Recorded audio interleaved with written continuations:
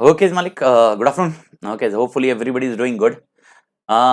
ये लेक्चर है अपना फ्लो चार्ट का पार्ट फोर्थ।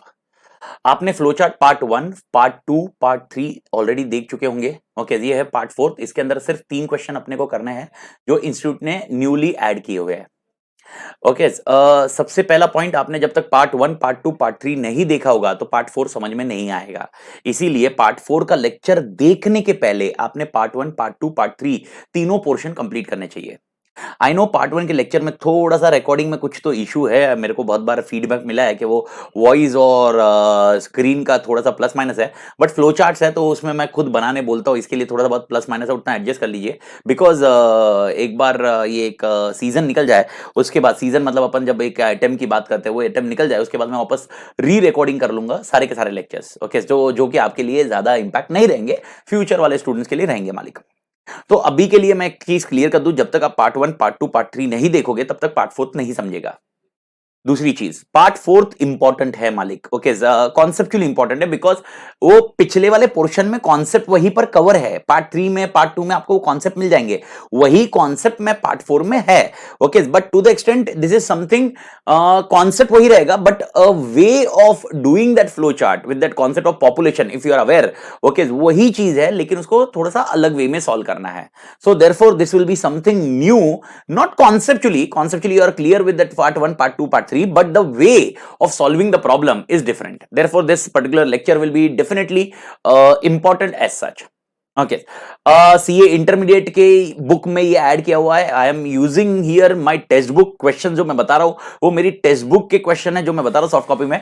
आपको अगर ये क्वेश्चंस टेक्स्ट बुक्स है आपके पास तो आपको ऑलरेडी पता है क्वेश्चन वो टेक्स्ट बुक के पेज पे रहेंगे, और अगर आपके पास टेक्स्ट बुक नहीं है तो आप इंस्टीट्यूट का मॉड्यूल रिफर कर सकते हो। मॉड्यूल का चैप्टर 1 रिफर कीजिए। चैप्टर 1 में जो बोल्ड में फ्लो चार्ट्स दिए हुए हैं वही मैं सॉल्व कर रहा हूं, यानी बोल्ड में मतलब उन्होंने न्यूली ऐड किए हुए फ्लो चार्ट्स है, तो वही फ्लो चार्ट्स मैं अभी सॉल्व कर रहा हूं मालिक।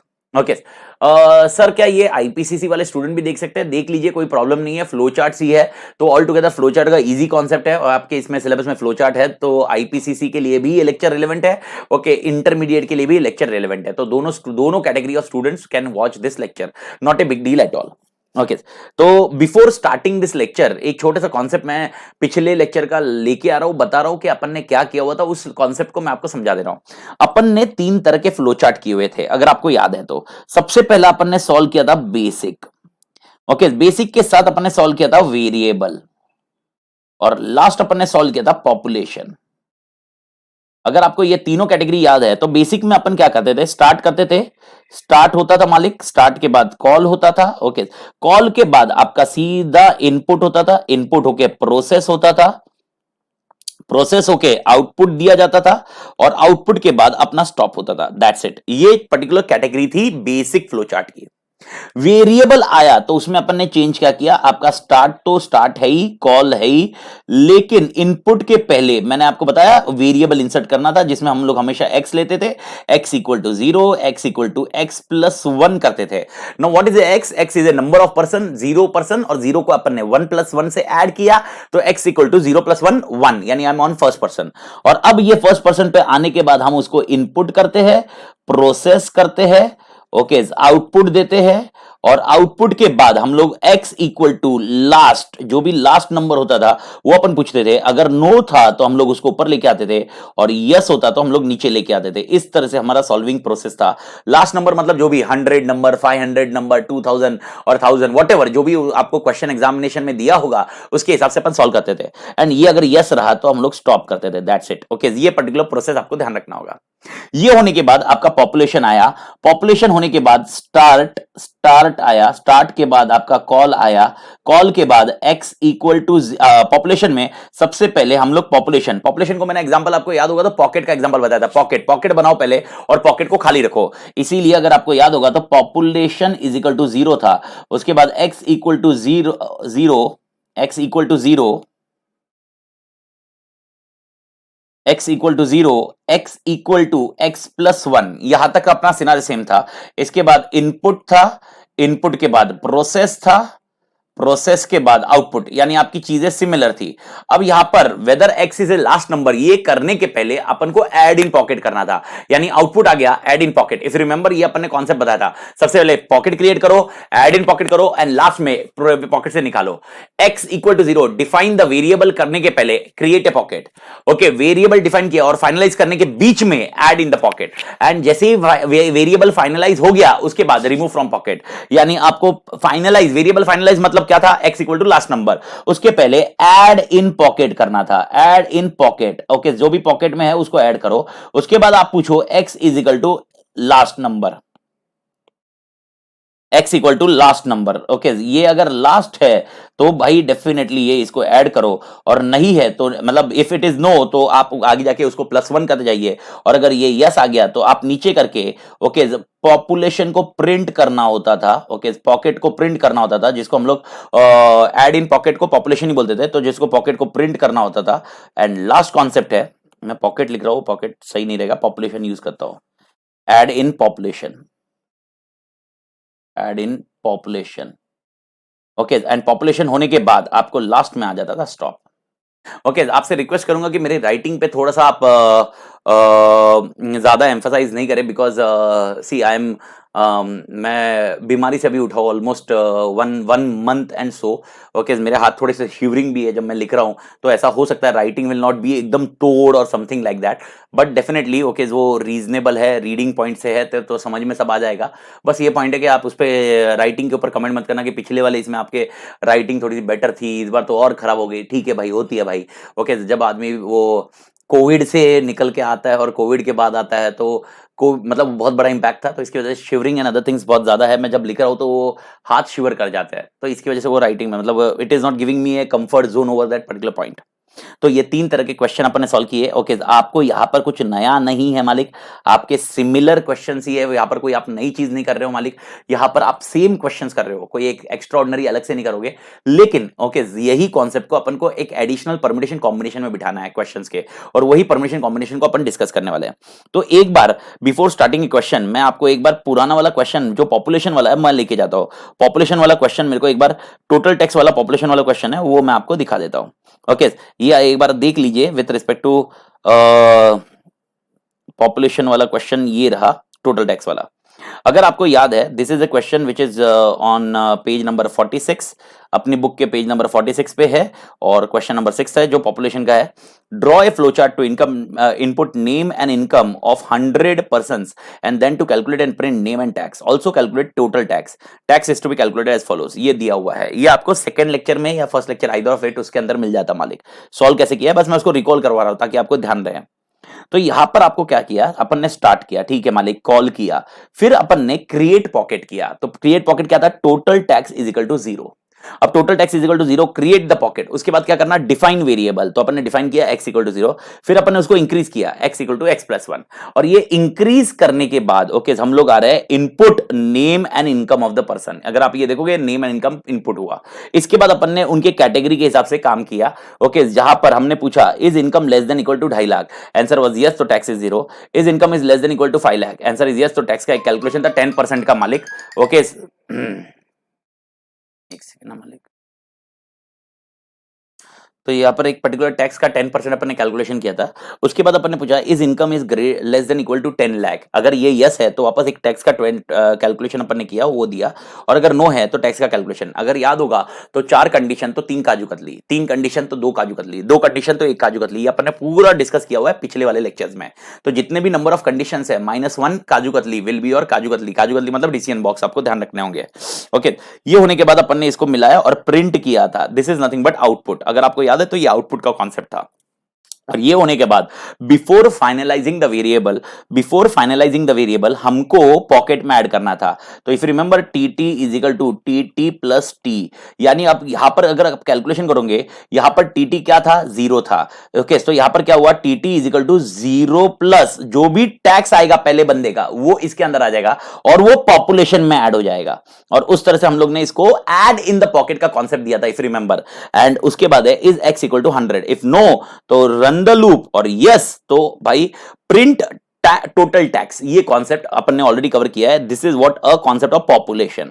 तो अगर आप देखोगे पॉपुलेशन के 3 स्टेप एडिशनल हुए थे, ओके, वेरिएबल के 3 स्टेप एडिशनल हुए थे, ओके, इस तरह से अपन ने, मैंने आपको समझाया हुआ है। आपका main step of flow chart ये रहेगा, मेन फ्लो चार्ट ये रहेगा जो मेरे सर के ऊपर है, ओके। उसके बाद अगर वेरिएबल आया तो 3 स्टेप ऐड होते हैं, define the variable, increase the variable and finalise the variable. और अगर पॉपुलेशन आया तो वेरिएबल के अंदर और 3 स्टेप ऐड करोगे, create a pocket, and in the pocket and finalise the pocket. This was a concept we have discussed already, but I was just refreshing this particular content. Okay, refreshing बोल रहा हूं, देखो यार pronunciation की भी लग गई है मेरी। Okay, refreshing the content. Okay, तो इस कॉन्सेप्ट में एक बार थोड़ा सा कंटेंट मैंने रिफ्रेश कर लिया था कि अगर किसी ने लेक्चर बहुत पहले देखा हुआ है, वो पार्ट 1 2 3 वाले लेक्चर बहुत पहले देखे हुए हैं, तो फिर वापस यार ये रिफ्रेश करने से थोड़ा सा याद आ जाए मालिक। ओके, अब जो 3 क्वेश्चन इंस्टीट्यूट ने ऐड किए वो कौन से है, ये आपके मॉड्यूल में भी दिए हुए हैं। ओके, मैं वापस बोल रहा हूँ, ये मॉड्यूल, अगर आप, ये टेक्स्ट बुक होने की जरूरत नहीं है। ओके, अगर आपके पास मॉड्यूल है तो मॉड्यूल को रिफर करिए मालिक, कोई प्रॉब्लम नहीं है। ओके, मैं आपको बता देता हूँ with respect to the content, अपन ने टेक्स्ट बुक के अंदर क्वेश्चन नंबर 12 तक कंप्लीटली सॉल्व किया हुआ है। यानी अगर वो आपको पिछला जो लेक्चर्स है, पार्ट 1 पार्ट 2 पार्ट 3, वो टेक्स्ट बुक के अंदर के क्वेश्चंस है और वो कंप्लीटली 12 क्वेश्चन तक अपन सॉल्व किए। अब आते हैं अपन क्वेश्चन नंबर 13 में। तो सबसे पहले क्वेश्चन 13 को रीड कर लेते हैं, फिर मैं आपको समझाता हूं इसका कॉन्सेप्ट क्या है, फिर इसका फ्लो चार्ट ड्रॉ कर लेते हैं, and then we go with question number 14। There are 3 question newly added, 13 14 and 15। ये 3 क्वेश्चन आपको सॉर्ट करने हैं, सॉल्व करने हैं। तो अपन पहले 13 क्वेश्चन को सॉल्व कर लेंगे, और यही क्वेश्चन आपके मॉड्यूल में, question number I don't remember exactly. Okay, तो अपन इंस्टीट्यूट मॉड्यूल अगर चैप्टर 1 में जाओगे और लास्ट पोर्शन में जाओगे तो फ्लो चार्ट में जो बोल्ड में होगा वो ये 3 क्वेश्चन है मालिक। तो सबसे पहले क्वेश्चन 13 रीड मार लेते हैं, क्या क्वेश्चन है। क्वेश्चन 13 क्या है, अ बैंक हैज 500 एम्प्लॉइज। ठीक है मालिक, ओके, 500 एम्प्लॉय। जैसे ही 500 एम्प्लॉय आ गया तो मैंने आपको क्या बोला, सबसे पहले आपके दिमाग में क्या आ जाना चाहिए, 500 नंबर आ गया, मतलब क्या, variable. Define the variable, increase the variable, finalise the variable. यानी आपके दिमाग में क्या आना चाहिए, x equal to 0, x equal to x+1 and x equal to 500। ये लॉजिक आपके दिमाग में बैठ जाना चाहिए। ये 3 स्टेप तो क्लियर है, स्टार्ट, कॉल और स्टॉप, ये तो पहले से क्लियर था। स्टार्ट, कॉल, उसके बाद x equal to 0, x equal to x+1 और लास्ट में x इक्वल टू 500, स्टॉप के पहले। ये कॉन्सेप्ट क्लियर हो गया, यानी 500 आने से आ गया। ठीक है मालिक। The salary paid to each employee is sum of his, यानी यहां पर सैलरी पे की जा रही है to each employee is sum of his basic pay, dearness allowance and house rent allowance. यानी ये 3 चीजों का कॉम्बिनेशन टोटल होके यहां पर सैलरी आएगी मालिक। ये तीनों का कॉम्बिनेशन होके यहां पर सैलरी आने वाली है मालिक। फॉर कंप्यूटिंग HRA, यानी ये लोग बता रहे हैं HRA का कंप्यूटेशन कैसा है। Bank has classified his employee into 3 classes, class A, class B, class C। The HRA for each class is computed at rate of 30%, 20% and 10%। यानी ये लोग बोलते हैं जो 500 एम्प्लॉय है, 500 एम्प्लॉय में से 3 क्लास में डिवाइडेड है, class A, class B, class C। 500 employee में से कितने नंबर है वो उनका अपना डिस्कशन नहीं है, लेकिन अगर क्लास A में है बंदा तो उसको 30% HRA मिलेगा, क्लास B में है बंदा तो 20% HRA मिलेगा, और क्लास C में बंदा तो 10% HRA मिलेगा। और किसका HRA मिलेगा, बेसिक पे का रिस्पेक्टिवली। बेसिक पे के ऊपर वो कैलकुलेशन होगा परसेंटेज का। ठीक है मालिक।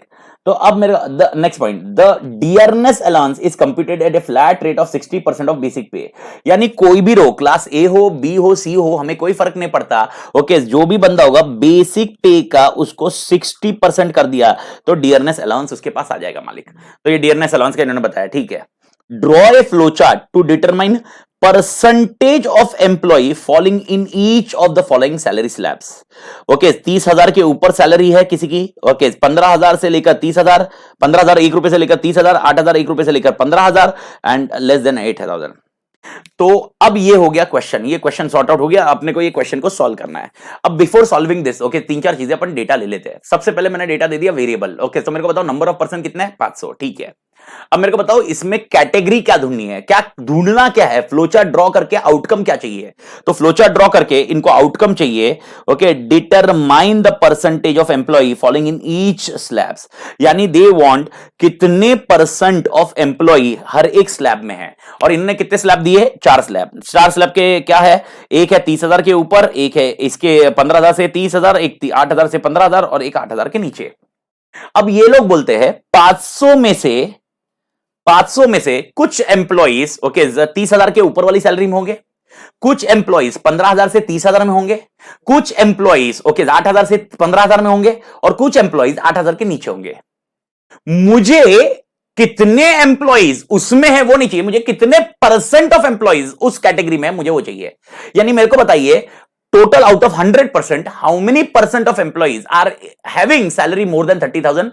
How many percent of employees are having salary of 15,000 to 30,000? How many percent of employees are having salary of 8,000 to 15,000? And how many percent of salary, मतलब employee are having a salary less than 8,000? Okay, मेरे ख्याल से सबको यह पता होगा कि how you calculate the percentage. अगर मुझे ये परसेंटेज कैलकुलेट करना है तो मुझे कैसे कैलकुलेट करना होगा? एग्जांपल, तो सबसे पहले क्या मतलब क्या कैलकुलेशन करना होगा? मेरे को यह पता करना होगा कि हर एक कैटेगरी में कितने एम्प्लॉई है, हर एक कैटेगरी में कितने एम्प्लॉई है मालिक। यानी एग्जांपल 500 में से कितने जन हैं उनकी सैलरी 30,000 के ऊपर है। एग्जांपल, बिकॉज उसके बिना तो परसेंटेज कैलकुलेट ही नहीं कर पाओगे। परसेंटेज कैसे कैलकुलेट करोगे आप? परसेंटेज कैसे होगा? टोटल नंबर ऑफ एम्प्लॉय 500 है, यानी अगर एग्जांपल एक कैटेगरी, लेट एज्यूम, एग्जांपल बता रहा हूं, 30,000 के ऊपर जो जिनकी सैलरी है उसमें 100 एम्प्लॉइज है, तो अब मेरे को बताओ 100 डिवाइड बाय 500 मल्टीप्लाई बाय 100, इस तरह से कैलकुलेशन करते हैं अपन लोग। परसेंटेज कैलकुलेशन ऐसे ही रहेगा मालिक। तो परसेंटेज कैलकुलेशन का आपको लॉजिकली अगर देखा जाए तो भाई इसका क्या कैलकुलेशन आ गया भाई, यार 20% आ गया, इस कैटेगरी में 20% है, तो परसेंटेज कैलकुलेट करने के लिए आपको कैलकुलेशन क्या करना पड़ेगा? How many employees are there in each category, then only I can calculate the percentage. How many employees are there in each category? Then only I can calculate the percentage. Okay, so understand carefully. सबसे पहले calculation क्या करना होगा? मुझे ये calculate करना होगा कि भाई 500 में से कितने एम्प्लॉई है, ओके, जो 30,000 के स्लैब में है, कितने एम्प्लॉई जो 15,000 से 30,000 है, कितने एम्प्लॉई जो 8,000 से 15,000 है, और कितने एम्प्लॉई जो 8,000 से नीचे है। यानी what I want out of 500 how many employees are there in 30,000, okay, how many employees are in there 15,000 to 30,000, 8,000 to 15,000 and less than 8,000। This is nothing but a concept of population. Create a pocket. The only concept will be, क्योंकि हमें कितने employees को divide करना होगा 4 category में, तो हमें यहां पर 4 पॉकेट क्रिएट करने पड़ेंगे। Create a pocket, okay, add in pocket and remove the pocket, और रिमूव करने के बाद परसेंटेज कैलकुलेशन करना होगा। एग्जांपल समझा रहा हूं, एकदम समझा रहा हूं, पहले एक बार समझा रहा हूं मैं पूरा। ये एक मेन फ्लो चार्ट है और इसके बाद वाला फ्लो चार्ट है। इसके वो थर्ड वाला फ्लो चार्ट तो कुछ है ही नहीं। थर्ड वाला फ्लो चार्ट तो आप खुद ही सॉल्व कर सकते हो आराम से, ये भी सॉल्व कर सकते हो, नहीं ऐसा नहीं है, लेकिन कॉन्सेप्ट में डिटेल में समझा रहा हूं ताकि आपको मल्टीपल चीजें इसमें दिमाग में झेप जाए भाई। Okay. Anyway, concept is population only. Just the only thing is how it is creating a different category of population. अपन ने जो पिछले लेक्चर में सॉल्व किया था, it was only having only one pocket and that was total tax. It was amount. It was not number of person. Right now I want a number of person.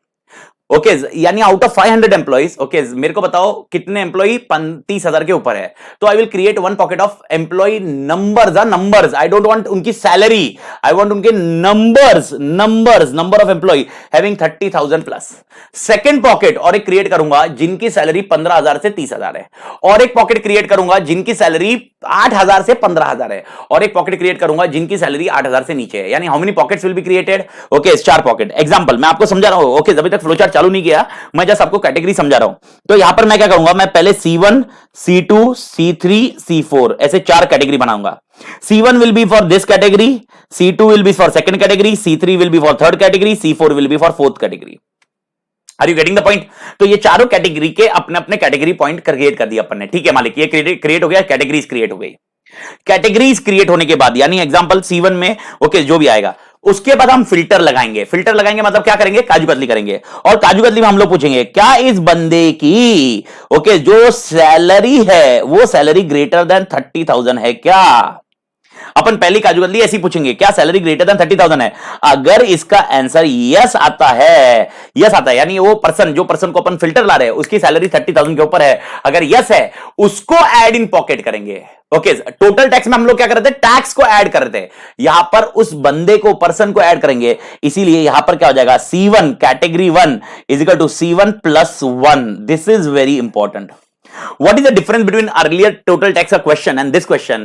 Is the only in total tax it was total tax plus tax, and there was only one pocket because there was total tax only. यहाँ पर we have 4 pockets, and in all pockets we will be not adding the salary of them, we'll be adding the number because we require a number, because we need to calculate the percentage. To calculate the percentage we require how many employees are there in each category. तो अगर मैं ऐसा करूंगा C1 is equal to C1 plus 1, तो इसका मतलब क्या हुआ? अगर एक बंदे की सैलरी 30,000 के ऊपर है तो उसको C1 के इसमें अपन ने स्टोर कर दिया, आएगा। तो मेरे को बताओ कैसा कैलकुलेशन आएगा, C1 is equal to 0 + 1। Definitely मैं पूरा फ्लोचार्ट बना के आपको गो थ्रू करके दूंगा, लेकिन आप यहां पर कॉन्सेप्चुअली समझ से जाइए मालिक। C1 इज इक्वल टू, अगर यहां पर मैं कैलकुलेशन मारता हूं तो ये क्या होगा मालिक, C1 इज इक्वल टू 0, क्योंकि अपने क्रिएट द पॉकेट किया था, ये स्टार्टिंग में 0 सब क्रिएट किए थे। C1 is equal to 0, C2 is equal to 0, C3 is equal to 0, C4 is equal to 0, ये सब 0 क्रिएट किए। तो अब क्या होगा, C1 इज इक्वल टू 0 + 1, यानी अभी C1 में क्या स्टोर हो जाएगा, 1। ओके, दिस इज योर, मतलब एक एम्प्लॉय 1 पॉकेट में आ गया। अगर ये नो रहा तो मैं अपनी अगली salary slab ढूंढूंगा।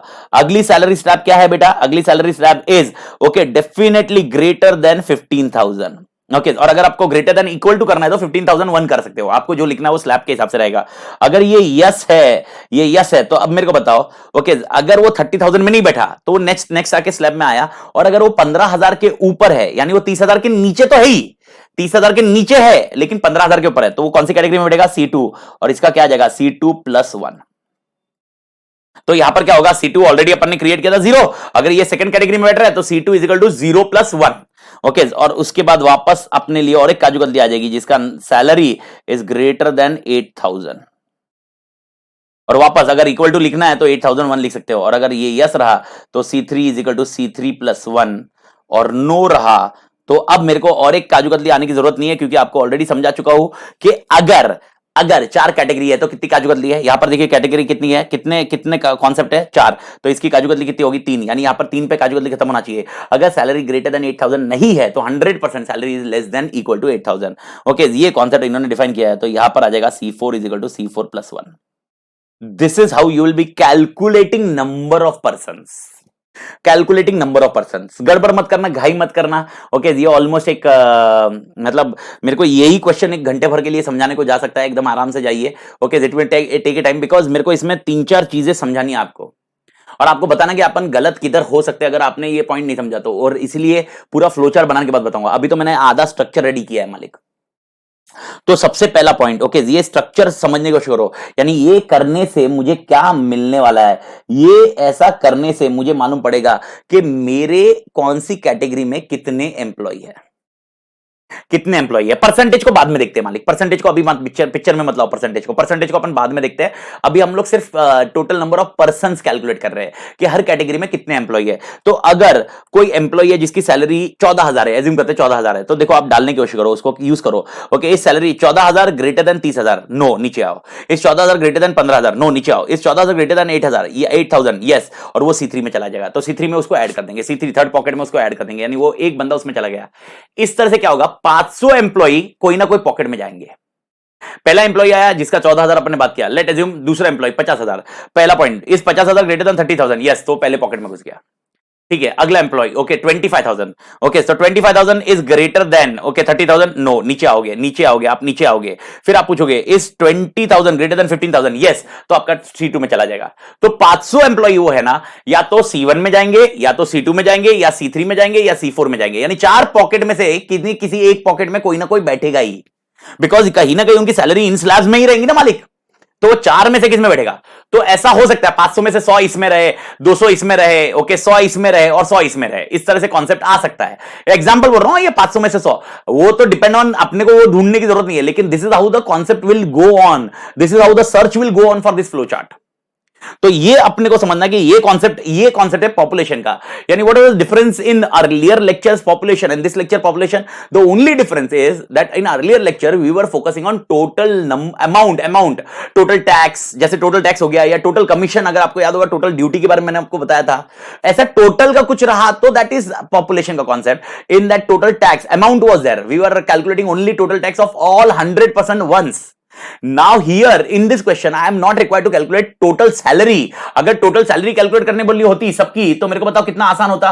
total salary is equal to TS बना देते और TS is equal to TS plus S, जो भी सैलरी सबकी होगी वो ऐड करते जाते अपन और आंसर मिल जाता।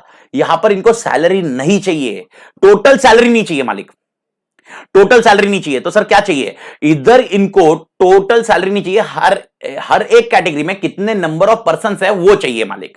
How many number of persons are there in that particular category, okay, that has been defined. Please understand, make sure, ये समझने को शुरू करो भाई, ये दिमाग में रखो मालिक। एवरीबॉडी क्लियर, ये समझ में आया मालिक? ठीक है, ओके। अब ये कॉन्सेप्ट समझने के इसमें, ओके, ये तो पॉइंट समझ गया। तो इसका मतलब ये कैलकुलेशन करने के लिए हमें कैलकुलेशन किसका करना पड़ेगा, और एक सैलरी का। ये कैटेगरी परसेंटेज को अपन लास्ट में देखेंगे, मैं वापस बोल रहा हूं परसेंटेज पे दिमाग फोड़ी नहीं कर रहा हूं मैं अभी। सबसे पहले मेरे को बताओ, ये अगर मेरे को कैलकुलेशन करना है, ये कैलकुलेशन करना है, तो मुझे सैलरी चाहिए, सैलरी चाहिए, सैलरी। ओके, लेकिन सैलरी का कैलकुलेशन उन्होंने और एक तरीका बताया, यानी ये फ्लो चार्ट काफी बड़ा है, यानी कॉन्सेप्चुअल फ्लो चार्ट भी है, पॉपुलेशन भी है। तो ये लोग क्या बोलते हैं, ये लोग क्या बोलते हैं, ये लोग क्या बोलते हैं भाई, okay, when we are discussing about this point, please do understand, please do understand. इसके अंदर सबसे इंपॉर्टेंट पॉइंट क्या रहेगा, इसके अंदर सबसे इंपॉर्टेंट पॉइंट रहेगा भाई, ये लोग बोलते हैं सैलरी के कैलकुलेशन के लिए भी एक तरीका है। ये लोग बोलते हैं salary is equal to basic salary plus dearness allowance plus HRA. अब मेरे को बताओ, ओके, डियरनेस अलाउंस कैसे कैलकुलेट करो, basic salary plus dearness allowance कैसे कैलकुलेट करोगे, ये लोग बोलते हैं dearness allowance is basic salary का इंटू 60% डायरेक्टली। ठीक है मालिक, ये तो इजी रह जाएगा। लेकिन HRA is dependent on class A, class B, class C, याद है एचआरए को इन्होंने क्या बोला था, ए बी सी के कैटेगरी में डिवाइड होगा, और ए को खाली, ए को कितना मिलेगा 30%, 20% और 10%, ऐसे कैटेगरी डिफरेंट है रिस्पेक्टिवली यार।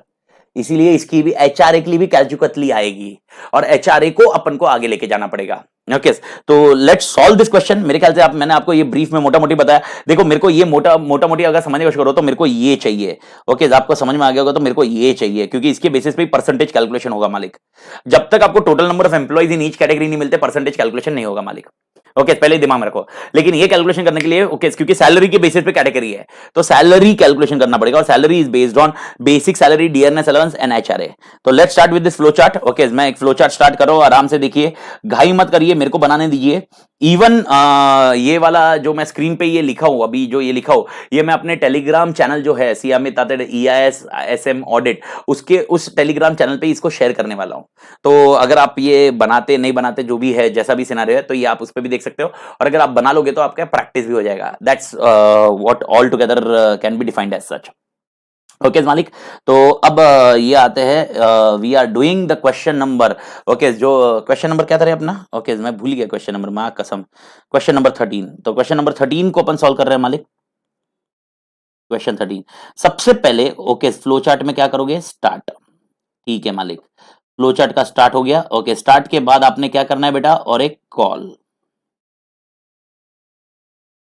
ठीक है, एक कॉल हो गया। ओके, आपने भूलना नहीं है, एब्रीवेशंस लिखने रहेंगे। एब्रीवेशंस की कैटेगरी में मैं एब्रीवेशंस इधर कोने में लिख रहा हूं, और कॉल को लिखते जा रहा हूं। कॉल को मैं पूरा लिख नहीं रहा हूं, लेकिन आपने एग्जामिनेशन में लिखना चाहिए, क्लियर ऑल वर्किंग लोकेशंस। ठीक है, अब कॉल हो गया। अब मेरे को बताओ, क्या कौन सा कॉन्सेप्ट मैंने बताया था, परसेंटेज कैलकुलेशन है। परसेंटेज कैलकुलेट करने के लिए मेरे को हर एक कैटेगरी में total number of employees calculate करने होंगे, और जब मैं कोई बोल रहा हूं total number of employees calculate करने होंगे, तो 101% ये पॉपुलेशन होगा। तो सबसे पहले पॉपुलेशन का रूल मैंने क्या बताया था, पॉपुलेशन अगर रूल देखोगे आप, लास्ट वाला पॉइंट है, पॉपुलेशन का रूल देखोगे तो मैंने आपको क्लियर किया था, सबसे पहले क्या स्टेप्स होने चाहिए आपके, स्टार्ट होना चाहिए, कॉल होना चाहिए, पॉपुलेशन इज इक्वल टू 0। अब मेरे को बताओ यहां पर कितने पॉपुलेशन, पॉपुलेशन मतलब क्या, पॉकेट्स कितने हैं। अगर आप देखोगे तो पॉकेट्स कितने हैं मालिक, पॉकेट्स कितने हैं, याद करके बताइए मेरे को, कितने कैटेगरी के लिए अपने को टोटल नंबर ऑफ एम्प्लॉइज ढूंढने होंगे, 4 कैटेगरी, और इधर इसीलिए अपन 4 कैटेगरी के स्टूडेंट निकालेंगे। C1 is equal to 0, C2 is equal to 0, C3 is equal to 0, C4 is equal to 0। Okay, students नहीं, मालिक को स्टूडेंट बोल दिया मैंने, एम्प्लॉय निकालेंगे मालिक।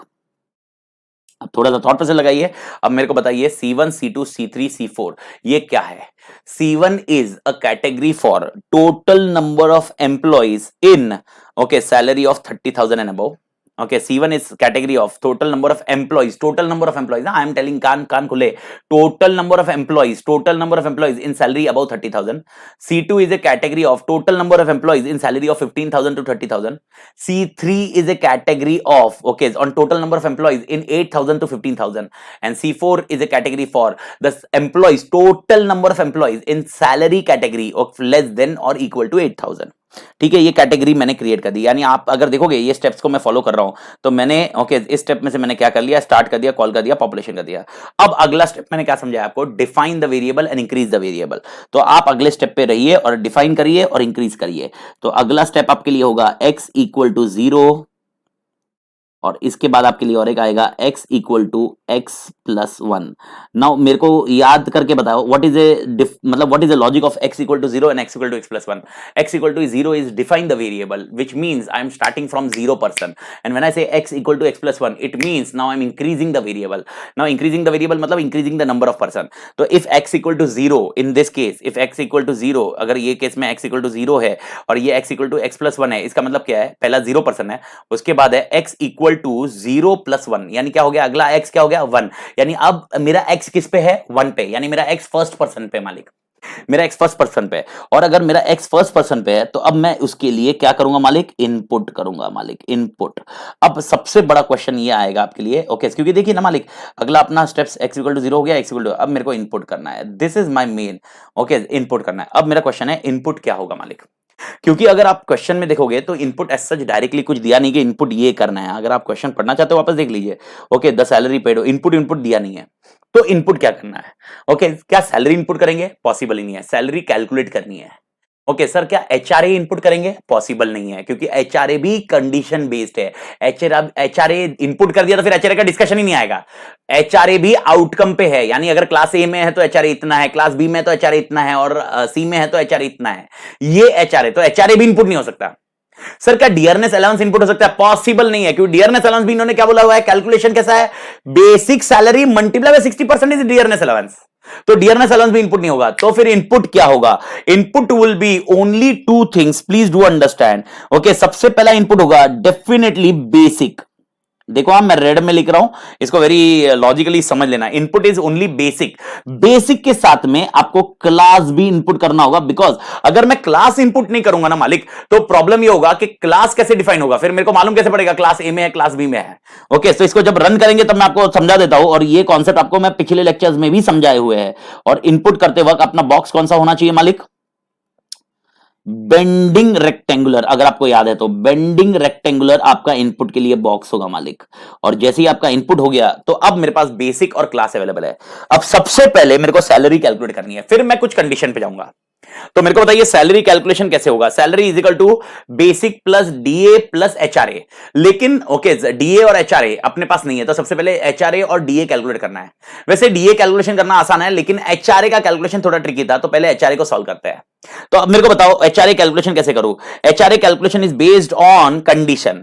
Now help me out, if there is a class A तो एचआरए कितना होगा, ओके 30%, क्लास बी तो एचआरए कितना होगा 20%, और क्लास सी तो एचआरए कितना होगा, ओके 10%। तो इस तरह से, तो अब मेरे को बताओ कितने क्लास है, वैसे क्लास कितने मालिक, क्लास कितने, क्लास कितने, 3 क्लास है, 3 क्लास है, तो काजू कतली कितनी आएगी, 2 काजू कतली आएगी, क्योंकि 3 आउटकम रहेंगे, याद करने की कोशिश करो मालिक, ओके। तो सबसे पहली काजू कतली इस class A is class A, class is equal to A. अब यहां पर मैं लिख रहा हूं, ओके, यहां पर आपका मैं नीचे लिखता हूं यस और इधर लिखता हूं नो, ओके। अब मेरे को बताओ अगर क्लास ए यस है तो एच आर ए कितना है, H R A is equal to basic multiply by points, multiply by कितना परसेंट है मालिक, 30%।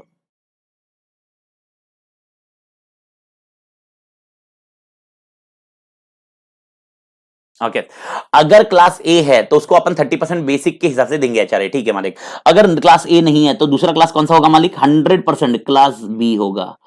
फिर अपन दूसरा सवाल पूछेंगे, क्या क्लास बी है, ओके। तो अब इसके भी आपके 2 ऑप्शन निकलेंगे, ओके, एक होगा नो, एक होगा यस। अगर यस है तो वापस बताइए एचआरए कैसे आएगा, HRA will be basic multiply by 20%। Okay अब क्लास बी भी नहीं है, नहीं है, क्लास बी भी नहीं है, तो क्लास सी ऑटोमेटिकली है। तो आपको वापस लिखने की जरूरत नहीं है काजू कतली में कि क्लास सी है क्या, क्योंकि अगर क्लास सी यस है तो उसका आंसर तो समझ में आ जाएगा, नो रहा तो आप क्या कौन सा क्लास लोगे, क्योंकि और कोई क्लास नहीं है, there are only 3 class. Therefore H R A सीधा कैलकुलेट करो क्लास सी के लिए, यानी ये सीधा क्लास सी के लिए एच आर ए कैलकुलेट हो जा रहा है, और ये 10% रहेगा। This is what a H R A calculation, यानी at this point I am very clear with my H R A. तो मेरा एच आर ए सबके पास आ चुका है, तो इधर से भी मैं इधर ही आऊंगा, इधर से भी मैं इधर ही आने वाला हूं। तो एक बार इसको समझ लो, अगर मैं कैसे आया हूं, एरो को समझ लो, एरो को, अगर एरो में कोई कंफ्यूजन है तो ओके। तो अगर आपको समझ में आ रहा होगा तो भाई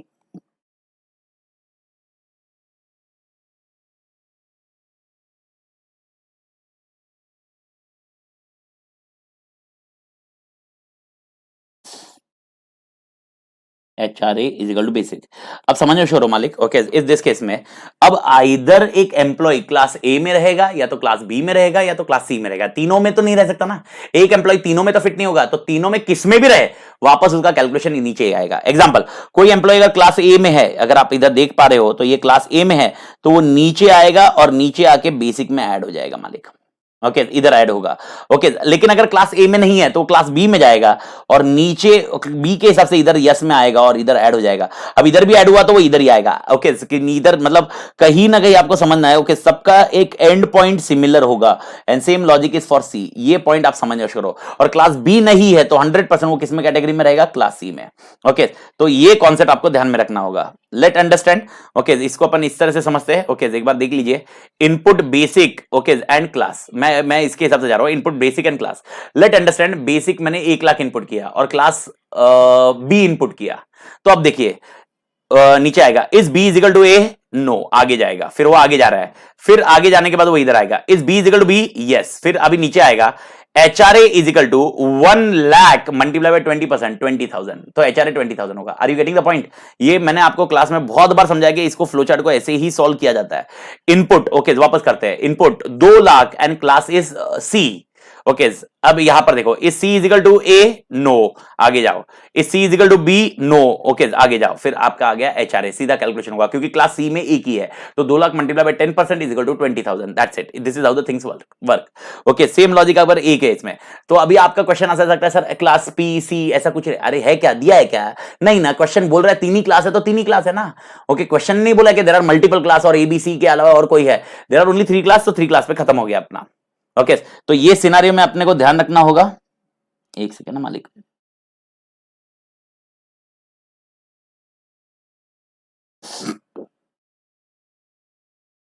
मेरे ख्याल से मालिक क्लियर है। ओके, तो ये हो गया अपने लिए क्लास केस में। अब मेरे को बताओ, ओके यानी अपने हाथ में अभी एट दिस पॉइंट जो येलो एंड होता है, जिधर येलो एंड होता है, अपने हाथ में क्या आ गया? एचआरए आ गया। अब अगले इसमें अपने को सीधा कैलकुलेशन करना होगा dearness allowance. Dearness allowance is equal to basic multiply by 60%। Okay, why I have done ये तीनों के बाद एक ही में क्यों डियरनेस अलाउंस कैलकुलेट किया मालिक मैंने? रीजन सिंपल है, मेरे ख्याल से सबको समझ में आ रहा होगा कि डियरनेस अलाउंस का कैलकुलेशन सबके लिए इररिस्पेक्टिव ऑफ क्लास है। क्लास ए में हो, क्लास बी में हो, क्लास सी में हो, मुझे कोई फर्क नहीं पड़ता। Irrespective of class, irrespective of class, वापस बोल रहा हूं, इररिस्पेक्टिव ऑफ क्लास। ओके, आपको डियरनेस अलाउंस 60% मिलने वाला है। तो इसीलिए मैंने डियरनेस अलाउंस तीनों के बाद एक ही बॉक्स में डाला हुआ है, क्योंकि तीनों के लिए कैलकुलेशन एक ही है। लेकिन अगर एचआरए का कैलकुलेशन है तो क्लास ए के लिए कैलकुलेशन अलग होगा, एचआरए का कैलकुलेशन क्लास बी के लिए अलग होगा, क्लास सी के लिए अलग होगा, इसलिए अपन ने तीन को अलग किया। लेकिन तीनों के लिए डियरनेस अलाउंस है, तो तीनों जब एंड हुए तो अपन ने एक ही कैलकुलेशन किया। और जैसे ही डियरनेस अलाउंस कैलकुलेशन हो गया तो 100% अपने पास सैलरी रेडी हो गई, और salary is equal to basic plus DA plus H R A. यानी अब मैं काजू कतली यूज कर सकता हूं, okay, to divide the category. मैं वापस बता दूं, इस क्वेश्चन में सैलरी कैलकुलेशन था ही नहीं, सैलरी कैलकुलेशन करना पड़ा। सैलरी कैलकुलेशन फ्लो चार्ट बनाना है, हम लोग को ये नहीं बोला कि सैलरी कैलकुलेट करके बताओ, हम लोग को कॉन्सेप्चुअली ये बताया गया है, please do understand. Okay, conceptually ये बताया गया कि इस क्वेश्चन में सैलरी कैलकुलेट, हम लोग को क्वेश्चन में ढूंढना है कि 4 कैटेगरी ऑफ सैलरी में कितने नंबर ऑफ एम्प्लॉइज का परसेंटेज है। उसके लिए हमको total number of employees calculate करने पड़ेंगे, लेकिन वो कैटेगरी सैलरी के बेस पे है, इसीलिए हमें सैलरी कैलकुलेट करनी पड़ रही है मालिक। यानी we are not here to calculate the salary. तेरे को फ्लोचार्ट में कहीं पर भी नहीं बोला सैलरी कैलकुलेट कर, लेकिन स्लैब्स जो 30,000, ओके 15,000, 16 जो भी है, 8,000 वो जो दिए हुए हैं वो सैलरी के दिए हुए हैं। तो अपन बेसिक एंड अदर थिंग्स के बेसिस पे नहीं ले सकते। और कोई ज्ञान में देना सर, अपन डायरेक्टली एक काम करते ना, इनपुट ही सैलरी कर देते ना, तो ये मैं पिछले वाले लेक्चर में बता चुका हूं, इसका झोल क्या है, तो आप पिछले वाले लेक्चर देख लीजिए मालिक। ओके, फालतू उसमें वो मगजमारी होगी मालिक, वो कॉन्सेप्चुअली मैंने क्लियर किया हुआ है। तो ये इस तरह से अभी एट दिस पॉइंट मेरी सैलरी कैलकुलेट हो गई, सैलरी कैलकुलेशन खत्म। अब आगे बढ़ते हैं। ओके, अब मेरे को बताओ इस फ्लो चार्ट का मेन कैलकुलेशन क्या था। तो सैलरी कैलकुलेशन होने के बाद अब आते हैं अपनी कैटेगरी, और अभी अगर देखा जाए तो ये वाला पोर्शन अपना आएगा, क्योंकि अभी अपने हाथ में सैलरी है। तो अब जैसे भी जिसकी भी सैलरी आई उसके हिसाब से अपन डिवाइड करेंगे। और मेरे को बताइए, ओके, सैलरी डिवाइड करने के लिए कितनी कैटेगरी है? 4 कैटेगरी। तो 4 कैटेगरी की कितनी काजू बदली? 3। तो सबसे पहला है is salary, okay, greater than 30,000। Is salary greater than 30,000? If it is yes, okay, C1 is equal to C1 plus 1. If no, तो मेरा अगला पॉइंट होगा इज सैलरी ग्रेटर देन 15,000। अब याद रखना, मैं ग्रेटर देन 15,000 है, अगर आपको इक्वल टू यूज करना है तो 15,001 लिखना, क्योंकि स्लैब्स अगर आप देखोगे तो स्लैब्स उसी तरह से दिए है। तो यहां पर होगा C2 is equal to C2 plus 1। Okay, उसके बाद आपके लिए आता है इस सैलरी, ये क्वेश्चन मार्क भूल गया मैं इसके अंदर, ए भाई झंपे, salary is greater than okay 8,000। अगर यस है, मैं इसको सॉल्व करके फ्लो रन करके बताता हूँ मालिक आपको, तो आपको अच्छे से झेपेगा ये point. C3 is equal to C3 plus 1, और इसके लिए मैंने आपको बताया चौथी कैटेगरी आपको बनाने की जरूरत नहीं है, तो ये हो जाएगा C4 is equal to C4 plus 1। This is how the concept will work. Okay, अब ये चारों कैटेगरी में से किधर भी एम्प्लॉय बैठे, ओके, वो एक ही जगह पहुंचेगा, क्योंकि आपको मालूम होना चाहिए, मैंने ये 50 बार समझाया होगा। ओके, पहले तीनों लेक्चर को मिला के 50 बार समझाया, इस लेक्चर में 50 नहीं समझाया, लेकिन ये पॉइंट मैंने आपको क्लियरली समझाया हुआ है कि एक पर्सन है ना, ओके, सिर्फ और सिर्फ एक ही कैटेगरी में बैठ सकता है, वो चारों के चारों कैटेगरी में नहीं बैठेगा। यानी ऐसा नहीं हो सकता कि तेरी सैलरी 30,000 के ऊपर भी है, तेरी सैलरी 8,000 के ऊपर भी है, तेरी सैलरी ये भी है, तेरी सैलरी वो भी है, तेरी सैलरी फलाना है ढिमका है। ओके, ऐसा कुछ नहीं होगा। तो इस तरह से मेरे सैलरी का डिवीजन हो गया। अगर आप ये देखोगे तो ये फ्लो चार्ट पूरी तरह रेडी है। ओके, ऑलमोस्ट रेडी है। ओके, तो अब मेरे को बताओ at this particular point, okay, अगर सैलरी तेरी 30,000 है, ओके, तो अगर 30,000 के ऊपर है तो तू C1 की कैटेगरी में चला जाएगा। 30,000 के नीचे है लेकिन 15,000 के ऊपर है तो C2 की कैटेगरी में चला जाएगा। 15,000 के नीचे है और 18,000 के ऊपर है तो C3 कैटेगरी में चला जाएगा। और 8,000 के ऊपर है और 8,000 के नीचे है तो C4 कैटेगरी में चला जाएगा। ओके, प्लीज डू अंडरस्टैंड, इसको फ्लो को समझिए मालिक। और मुझे परसेंटेज कैलकुलेट करना है, इसीलिए मुझे हर कैटेगरी में टोटल नंबर ऑफ पर्सन कितने हैं वो देखें मिलने हैं। अभी अपन एक फ्लो करके देखते हैं, देखो कैसे जा रहा है। ओके, आप मैं अभी बोलते जा रहा हूं ना, आप सीक्वेंशियली ऊपर से जाते जाइए मालिक। स्टार्ट किया, कॉल किया, मैं थोड़ा सा इधर देख रहा हूं क्योंकि रिकॉर्डिंग होते मेरे को समझेगा स्क्रीन पे मैं किधर हाथ मतलब ये फिंगर मतलब किधर किधर अपडेट कर रहा हूं मालिक। स्टार्ट है, कॉल है, फिर मैंने 3-4 कैटेगरी क्रिएट कर दी।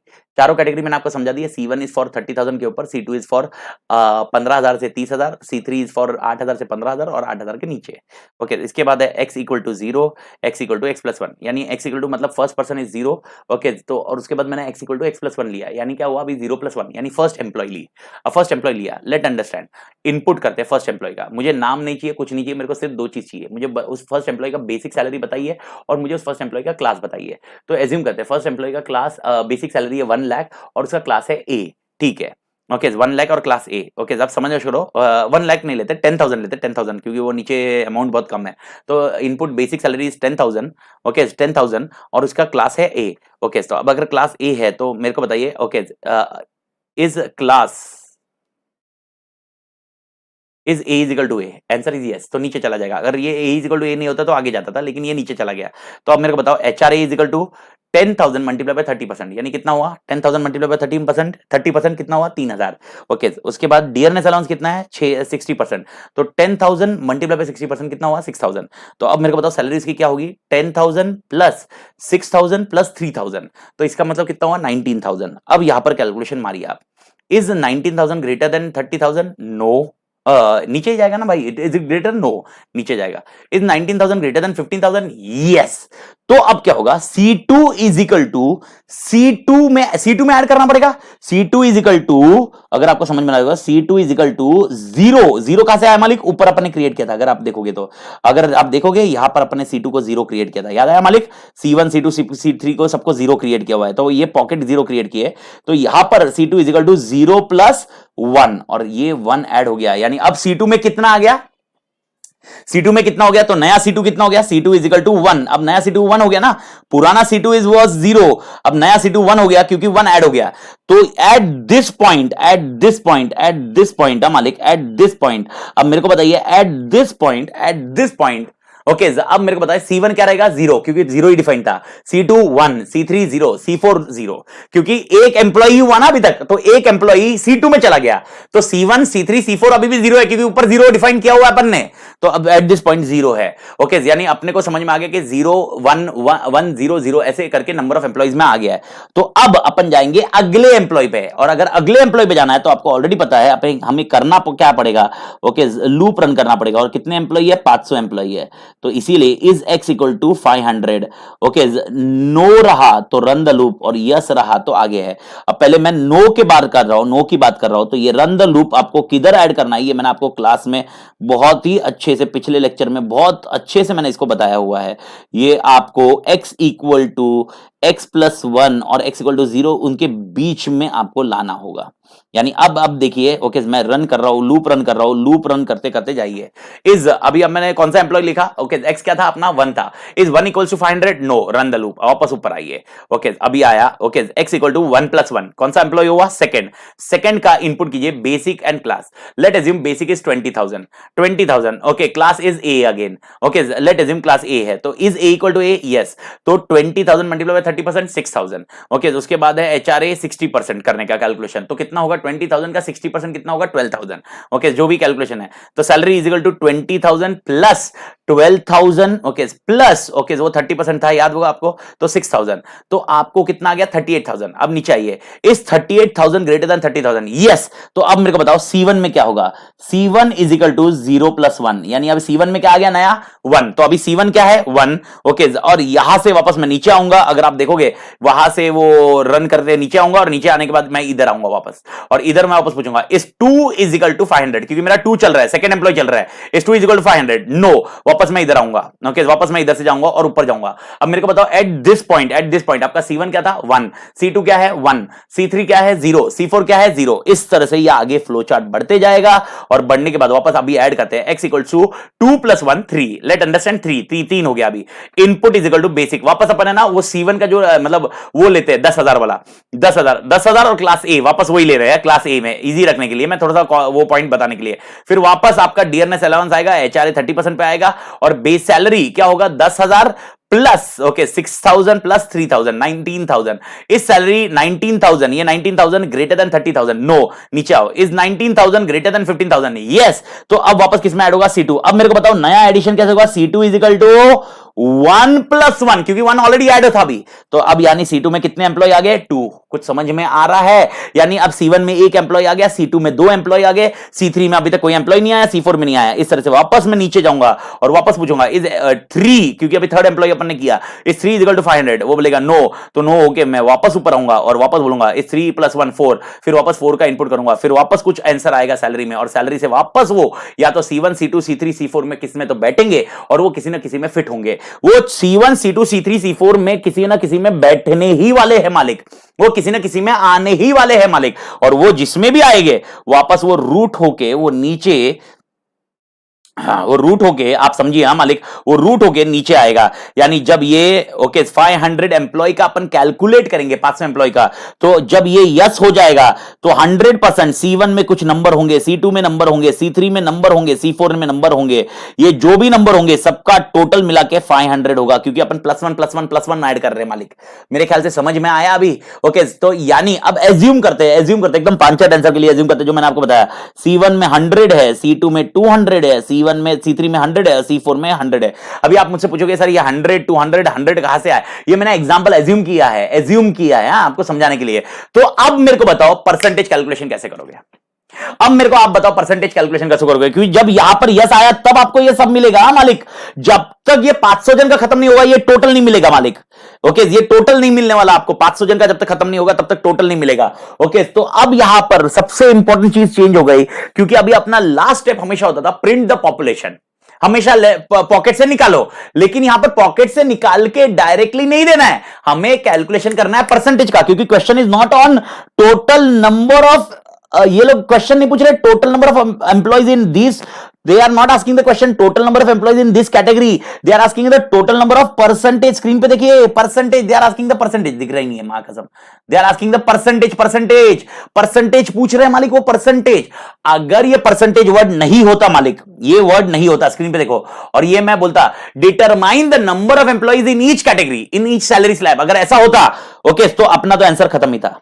ओके ये क्योंकि आपको C1 C2 C3 C4 सब मिल गया, तो मैं सीधा क्या कर देता था, सीधा यहां पर मैं प्रिंट कर देता था, और प्रिंट क्या करता था, C1 C2 C3 C4, क्योंकि उस हिसाब से नंबर ऑफ एम्प्लॉइज प्रिंट हो जाते थे।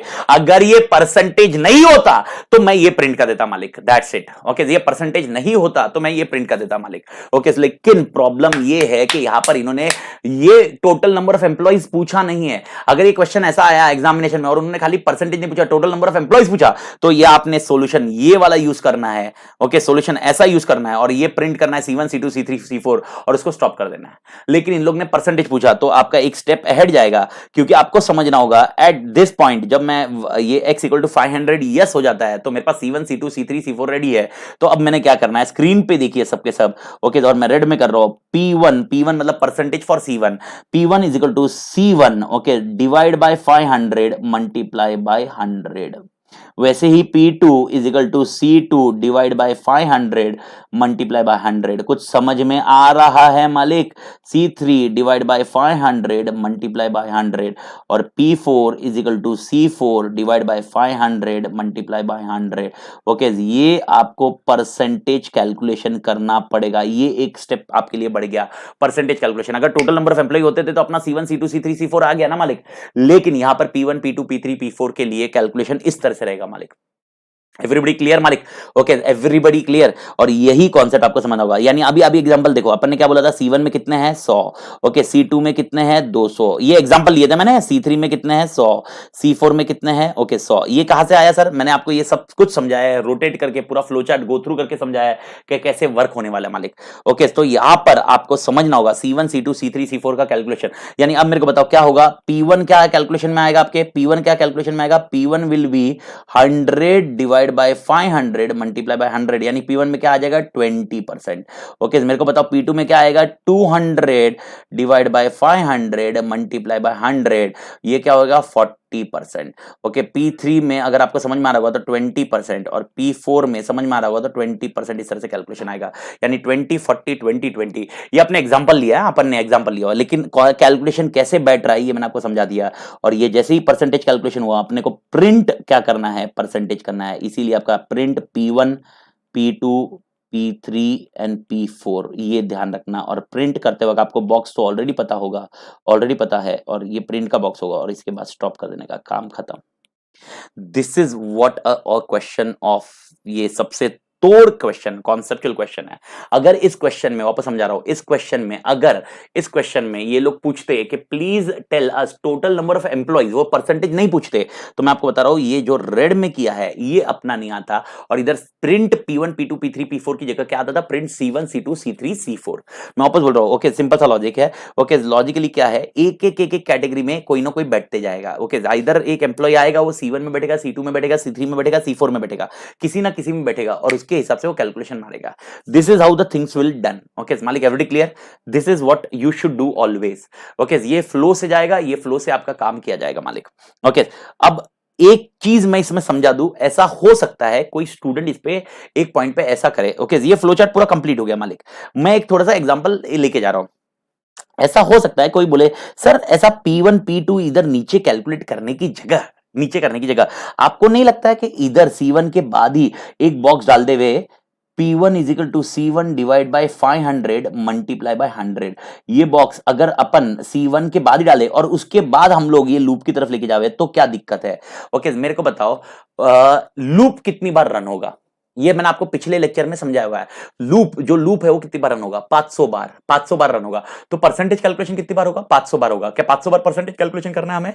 नहीं, गलत हो जाएगा। इसीलिए आपको ये समझना है परसेंटेज कैलकुलेशन कितनी बार होता है, सिर्फ एक ही बार होता है परसेंटेज कैलकुलेशन। इसीलिए याद रखना लूप खत्म होने के बाद परसेंटेज कैलकुलेशन करना है, लूप खत्म होने के बाद परसेंटेज कैलकुलेशन करना है। टोटल आने के बाद परसेंटेज कैलकुलेशन होगा ना यार, जब तक टोटल ही नहीं आएगा, एक मार्क दूंगा, एक आएगा तो मैं परसेंटेज कैलकुलेशन करूंगा। यानी अगर आपका पहला एग्जांपल लेते तो ये क्या आएगा, अगर इधर मैंने P2 एग्जांपल बोल रहा हूं, ओके याद होगा तो अपने एग्जांपल में C1 में पहले डाला था अपन ने, तो अगर मैं इधर डालूंगा P2 is equal to P2 plus C2 plus 1, ऐसा सॉरी ये नहीं C2 प्लस 1 नहीं sorry, P2 is equal to C2 divide by 500 multiply by 100। अरे कैसा फालतू टाइम पास होगा, 1 डिवाइड बाय 500 मल्टीप्लाई बाय 100 ये कैलकुलेशन करेगा। ओके यानी 1%। अरे ऐसा नहीं होगा, वो बार बार परसेंटेज थोड़ा ना कैलकुलेशन करना है, percentage need to be calculated only once and therefore this percentage will be taken care only at last. Please be clear with this point. तो मैंने आपको सारी चीज समझा दी इस क्वेश्चन की एंड आई एंश्योर कि भाई ये क्वेश्चन आपके दिमाग में पूरी तरह झेप जाए। ओके और इसके बाद भी कुछ डाउट रहा तो आप मेरे को व्हाट्सअप कर दीजिए या टेलीग्राम पे मैसेज डाल दीजिए, डेफिनेटली ओके मैं रिस्पॉन्ड कर रहा हूँ। लेकिन मैंने ये मैं आपको क्लियर बता देता हूँ कि भाई ऐसा हो सकता है एक आध दिन आगे पीछे हो, प्लीज अंडरस्टैंड मेरी तबियत बिकॉज ऑफ कोविड बहुत सारी चीजें इंपैक्टेड है, इसकी वजह से प्लस माइनस होने की संभावना हो सकती है, बट ऐसा नहीं होगा कि मैं रिस्पॉन्ड नहीं करता मालिक, मैं रिस्पॉन्ड 100% करता हूँ। तो make sure and I do think now you understood this concept very well.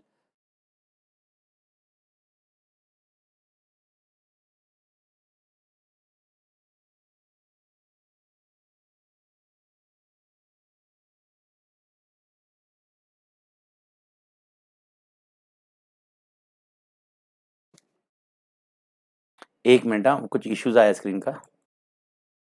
सो मालिक बेसिकली ये पॉइंट ऐसा है, ये स्क्रीन पे मैंने आपको अपडेट कर दिया है, there is some issues with recording system. तो मैं ये लेक्चर को पार्ट 4 लेक्चर को मैं इधर रोक रहा हूँ और there is some system problem है, तो मैं इसका और एक पार्ट बना देता हूँ। ओके थोड़ा सा उसको चेंज करके पार्ट 5 आ जाएगा फ्लो चार्ट का, डजंट मैटर, एक घंटे की लेक्चर है तो 1 घंटे का ये लेक्चर हो गया ऑलमोस्ट, और एक पार्ट 5 रहेगा 1 घंटे का लेक्चर। तो ये लेक्चर अपन एंड कर रहे हैं यहाँ पर, मेरे ख्याल से कॉन्सेप्ट समझा होगा। ओके एंड मैं ये जैसे मैंने बताया कि ये कॉन्सेप्चुअली मैंने इसको लिंक किया, ये स्क्रीन ये शेयर मैं एक ही स्क्रीन इसके साथ ही मैं अगले लेक्चर का जो रिकॉर्ड करूंगा वो इसी शीट के ऊपर करूंगा और उसको ही शेयर कर दूंगा मालिक। तो this is with respect to your question number, we have done with question number 13। तो 13 को सॉल्व किया है, इसमें जो सॉल्यूशन दिया है इसमें थोड़े से एरर है तो वो आप थोड़ा सा ध्यान रख लेना। ओके एरर क्या है, जो मेरे मेरे टेक्स्ट बुक में सॉल्यूशन है, मैंने मॉड्यूल का अपडेट नहीं किया हुआ है पर मैंने टेक्स्ट बुक में सॉल्यूशन है जिसमें सबसे पहला पॉइंट है ना, ओके कैटेगरीज को जीरो करना रह गया है। तो C1 C2 is equal to 0, C3 is equal to 0 and C4 is equal to 0, ये मिस आउट हो गया है।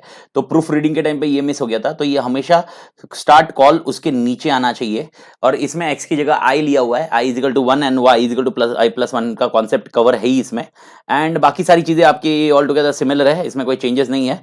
ओके याद रखना C1 को 0 लेना क्यों जरूरी है, मैं एक चीज क्लियर कर दूं, अगर आप ये नहीं डालते हो, एज्यूम करते ये नहीं डालते हो, ओके ये नहीं डालते हो तो 100% ये कॉन्सेप्ट आपका एरर आएगा। बिकॉज अगर ये बोलता है C1 इज इक्वल टू ये C1 is equal to C1 plus 1, okay ये C1 is equal to C1 plus 1 है, ओके ये equal to C1 equal to C1 plus 1 है, तो C1 इजिकल टू C1 क्या है, ओके अमाउंट नहीं रहेगा, वैल्यू नहीं रहेगी, तो वो डिफाइन नहीं कर पाएगा और एरर आएगा। तो यहां पर याद रखना ये सब में इजिकल टू करना है, C1 equal to C1 plus 1, C2 equal to C2 plus 1, C3 equal to C3 plus 1 and C4 equal to C4 plus 1।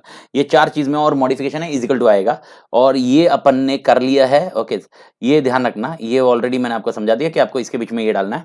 Okay और ये परसेंटेज के कैलकुलेशन तो मैंने आपको सब समझा दिए। एक चीज मैं आपको और एक चीज क्लियर कर दूं क्योंकि एनीवे मेरे को इसमें स्क्रीन नहीं लगेगा, हमेशा मतलब ज्यादा इंपैक्ट ये P1 जो है, मतलब P1 P2 P3 P4, ऐसा हो सकता है कोई स्टूडेंट बोले सर आपने जैसे C1 C2 C3 C4 को 0 लिया, P1 P2 P3 P4 को 0 लेने की जरूरत है क्या?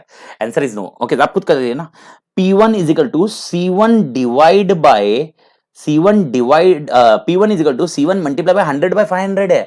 तो मेरे को बताओ इसके अंदर देर इज नथिंग, मतलब ये देखो P1 is equal to C1 कहां से मिलेगा, ऊपर से आंसर में आ जाएगा, जैसे अपना 100 मैंने एग्जांपल में लिया था, 100 multiply by 100 divide by 500, that's it. तो यहां पर देर इज नथिंग, यहां पर क्या था C1 is equal to C1 plus 1, यानी it is having a same value same numerics. Okay यानी C1 is equal to C1, अभी C1 जब तक डिफाइन नहीं करोगे तो कोई इशू नहीं है, मतलब प्रॉब्लम आएगा। यहां पर P1 is equal to C1 multiply, अभी C1 तो डिफाइंड है ना, ऊपर से आएंगे आंसर, इसलिए P1 P2 P3 P4 को 0 करने की जरूरत नहीं है। ओके और ये फ्लो मैंने आपको बता दिया है, ओके ये कैलकुलेशन मैंने आपको समझा दिया है। ओके तो अगर इसका सॉल्यूशन यूज करना है rather than this solution, you use this solution. Okay ये आपने ड्रॉ करना चाहिए, ओके जो मेरे साथ ड्रॉ किया होगा गुड इनफ, नहीं तो आप मेरे टेलीग्राम पे से आप डाउनलोड कर लीजिए। ओके तो उसमें आपको वो ड्रॉ करते वक्त समझ में आ जाएगा, कुछ एरर रहा तो आपके एंड पे। Okay so nevertheless I will record the lecture number 5। Thank you so much. Okay take care मालिक। और थोड़ा सा examination point of view, examination कुछ टिप्स है वो मैं लेक्चर नंबर 5 में लेक्चर नंबर 5 में मैं अपडेट कर देता हूँ मालिक।